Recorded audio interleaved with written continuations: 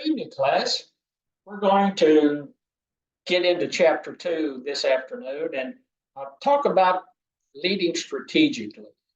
If some of you have had some leadership classes or some strategic management classes in the past, some of this information may be repetitive to some extent.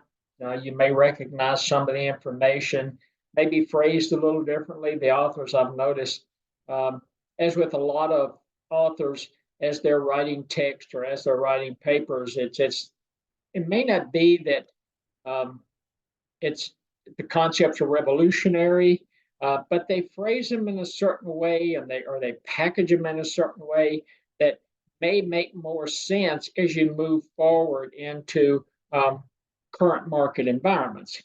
But before we get started on chapter 2, I want to go back and, as I usually do in most of these classes, kind of recap what we talked about in chapter 1. And in chapter 1, if you remember, we talked about discuss strategy. Is it an art or is it a science? And I think it's a combination of both. We talked about the 5 P's of strategy, and you've got plan, you've got ploy, you've got pattern, you have position, and you have perspective. So those are the kind of the 5 driving, or the 5 P's that drive a lot of the concepts when we're talking about strategic management.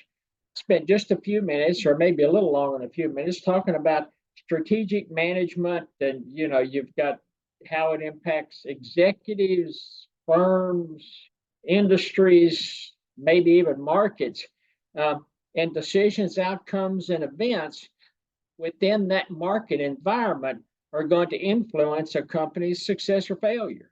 And it depends on the capability or the ability of those in, whether it's the president, the CEO, the board of directors, but at least those individuals in what they consider a C-suite type role or a senior management role. Can they identify those potential shocks to the economy or shocks to the market that will allow them to position their company or their organization in such a way as they're going to be successful in the future? We also talked about intended, emergent, and realized strategies. And those, I think most of us have gone through those. And it doesn't matter what company you've worked for, or even taking classes at school. You have a strategy that you're going to try to follow, and everything's plugging along pretty well. Maybe you'll take that first quiz, or maybe you take your first midterm, and things may not go as well as you'd like them to, and it kind of upsets your strategy. You have to kind of recalibrate and rethink, and it's the same thing in organizations. Most organizations start out the first of a fiscal year with a somewhat well-defined strategy in place, but shocks to the economy, changes in the market economy or the industry that they're working in or trying to function in, is always going to kind of upset the apple cart and cause for change and realignment of those strategies.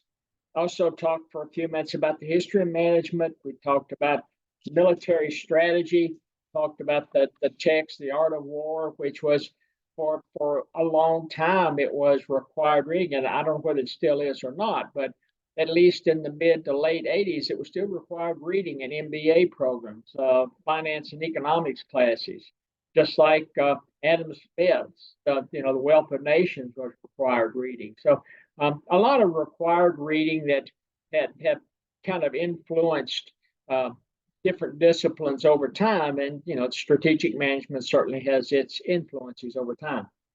And then lastly, we talked about strategic management process. And there were, at least the authors point out, 4 kind of steps or phases, and it's understanding strategy and performance. And the second one's environmental and internal scanning, as you're scanning your teams and your company to see, do you have the respective resources in place? Then it's formulating that strategy. It's the implementation of the strategy. And typically when you're formulating strategy, you've got a strategy team that's working behind the scenes, trying to put everything in place. And then you've actually got an operational team that's going to take and implement the strategy. And unfortunately, a lot of companies stop there, and the authors stop there. But to me, there should have been a fifth step, and that is who's going to not only operationalize it, but how they going to manage that strategy going forward over the rest of the year. What KPIs are they going to have in place? Who's going to manage those KPIs? Who's going to manage the processes in such a way that you meet those KPIs? And I think the authors left out that step, and it may be because a lot of companies, a lot of organizations leave out that step. They understand, they formulate, they implement. That's it. Put it on the shelf. Worry about it next year. So with that, we're going to jump into chapter 2. And chapter 2, we talk about leading strategically, and they start out as a lot of these textbooks, whether it's on leadership or strategic management, start out and they focus on vision, on mission, and on goals. And the one thing we'll also get into as we kind of work through this textbook is they'll start hitting fairly hard on culture. But right now, they're just going to talk about in this chapter. I don't think they get into culture on this chapter. They're going to talk about the vision and the mission and the goals. And the vision, and actually, when you combine the mission, the vision, and the goals together, its ability and the skill to inspire employees to work harder to impose or to improve their organizational performance. And that is the goal, or that is the function of the senior management team, especially the CEO. You have to have a strong personality in that CEO, somebody that can inspire, that can motivate and can mentor individuals in such a way that they perform at levels that they might not have even thought they could achieve in the past. And again, the leaders in a company or an organization have to convince employees to embrace lofty ambitions. You want something that's realistic, but you also want something that's challenging. And we'll get into some of that as we get into the goals. And one thing I'd like to pause here and kind of go back to when you are interviewing with the company.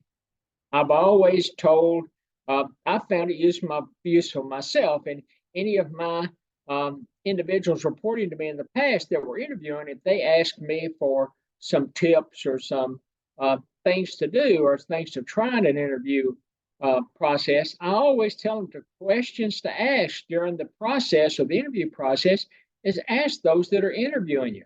What is the vision of the company? What's the mission? What kind of goals do you have in place?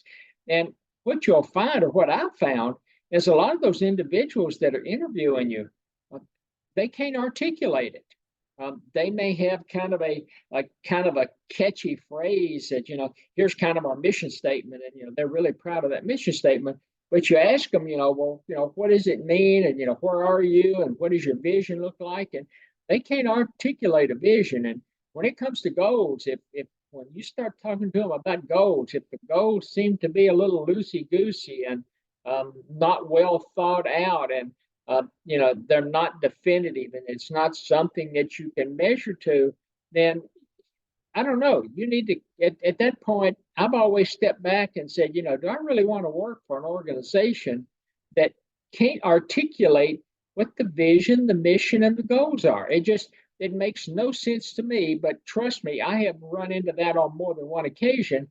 And individuals that have worked for me in the past have come back to me and said, I'm so glad you gave me that suggestion, because I interviewed with such and such over this health plan, and they couldn't articulate anything. So that's kind of what you want from a strategic leader, is somebody that can articulate the vision, the mission, and the goals, whether it's to their own internal teams, or whether it's to consumers, or whether it's to suppliers, or whether it's to individuals that would like to join the company. You've got to be able to articulate, you've got to be able to motivate, and you've got to be able to mentor and train and educate people to help them move forward. And that way the company is going to be successful. And we'll take the first piece of this one and we'll talk about vision. And vision is what the organization hopes to become in the future. Kind of like I've had, I'll ask an interview question to people that have been interviewing with me in the past, and I say, okay, whether it's an analyst, whether it's a network person, could be a clinical individual, could be somebody that's wants to be a programmer for me. And I've always asked him, I said, what do you want to be when you grow up? And you'd be surprised the number of people can't even articulate that. They don't even have a vision for their personal and professional life. And so that tends to raise a red flag with me when I'm interviewing people. And it's the same way when I'm interviewing for a job at another company. If they can't articulate, then I don't know, to me, that just raises a red flag. And you want the individuals, especially leadership, to clearly articulate an organization's aspirations. Effective leaders need to have a strong sense of vision. They have to have been involved in developing the vision. They have to know what that vision is, and they have to understand what it's going to take to move that vision from point A to point B, and have to be able to articulate that not only to their direct reports, but all of the employees in the company. Leaders struggle to provide a viable vision, and thus many organizations don't have a formal vision. And I think that's a true statement. Again, a lot of organizations have this really snappy kind of mission statement, and they can talk to you about some goals, and but when it comes to formulating a vision and articulating that formal vision, you'd be surprised the number of companies that they can't actually articulate that vision. A well-formulated vision leads to a competitive advantage. But again, if you've had any type of exposure to leadership classes or any other type of management classes, whether strategic or operational, that's what you find is you have to be able to articulate. You have to be able to work through those issues, and if you can, it's going to put yourself in a good position when it comes to competitive advantage. And again, competitive advantage from just kind of the broad scale, it's the ability to produce goods and services that are either more cost effective, more highly desired, or the demand is greater by the consumer population. Goods and services that have more bells and whistles, higher quality. That's what you're kind of looking about at competitive advantage. And if you compare that, and if you also say you've got competitive advantage, you've got comparative advantage. And typically comparative advantage from an economic sense, it means an organization, a market, the global economy can generate goods and services at a lower opportunity cost. And in other words, the long run average cost curve is sloping down, and they're going to be able to have a comparative advantage over others that are trying to compete in that market. So kind of a comparative, advantage and competitive advantage, I don't want to say they work hand in hand, but you hear both discussed and both referenced a lot, again, in leadership classes, strategic management classes. There are a few unique differences between the two, but at the end of the day, as a company, you not only want to have that comparative advantage, but you want to have a competitive advantage when you're trying to deal with your competitors in a given market or a given industry. And the second piece of it, so that's the visionary piece of it. The second piece of it, we're going to talk about mission and mission statements. And again, I've said most companies have mission statements or these little snappy slogans, and they give you some mission statements in the text that you can kind of review. But the mission statement is basically the reasons for an organization's existence, captures the organization's identity, and answers the who are we question. So vision provides the direction or the organization's view of the future, where they'd like to be in the future. Mission statement actually captures the existence or the who are we or why are we here question that would be posed to an organization. Captures the key elements of the organization's past and present. Organizations need support from key stakeholders for success. And that's one reason that I think a lot of organizations have that mission statement. They'll have it on the wall. It may be framed as you walk in the front door of the building into the lobby. or into a lot of buildings have the atrium downstairs. We walk into that atrium, and you'll see on the wall somewhere that mission statement. If you interview with the CEO, CFO, COO, a lot of times it'll be framed and behind their desk in the office.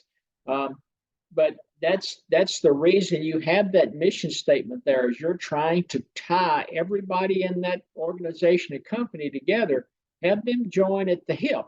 So everybody is pulling in the same direction. Everybody knows here is why we're here, here's what we do, here's why we're important. And you have everybody pulling together as a team. And if you can do that, especially as a senior leadership team, you're going to ensure that this organization is successful. I think it was, Abe Lincoln that said, "A house divided against itself cannot stand," and that is extremely true.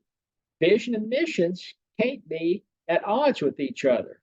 And to me, it's vision, mission, and goals can't be at odds with each other. And then once you throw culture in there, you've got four moving parts that you've got to have that all in sync together to be successful as a organization. And I can't say that I've ever worked at a health plan that didn't, for the most part, have those four components in sync with each other. Some of them may not be hardly as in sync on the goal side. Some of them, the vision, health plans I work for, the visions may not be as concrete or may not be as easy to articulate as others, but they usually have the culture pretty much tied down. They usually have the mission pretty much tied down, and there's a lot of them will still waffle on when it comes to the goals and the vision statements, but still, that most health plans that I work for have been fairly successful. To where you really find, or at least where I found as an adjunct professor, you find issues, especially in university settings, where mission and vision they may not work well together, especially when it comes to educating individuals versus research. And so the mission may be, we're a teaching university. We're trying to teach individuals and trying to provide them with the skill set and the human capital that makes them successful as they go out into the working world. But then they have a vision. A lot of these university presidents have this vision that they want to be a research and scientific organization, and they want the prestige associated with it. And when you're looking at universities, you've got R1 universities, which really focus on research. You've got R2 universities, which are somewhere in the middle between gung ho on research and gung ho on teaching. And then you've got teaching universities or teaching colleges, and so and on the teaching side, they may not care that much about research, but they feel like that their mission in life is teaching students, turning out individuals are going to be successful once they go out as professional careers. Organizations are successful to the extent that the vision and mission point employees in the same direction. That is a key concept, not only for this class, but a key concept in a lot of leadership and other management classes I've taught in the past. You have to have that vision and mission. They have to be lockstep. And to evaluate that mission and vision, to make sure they are in a lockstep and make sure they're performing, we're going to have goals. And we're going to stop here, take a quick break, and when we come back, we're going to talk about goals.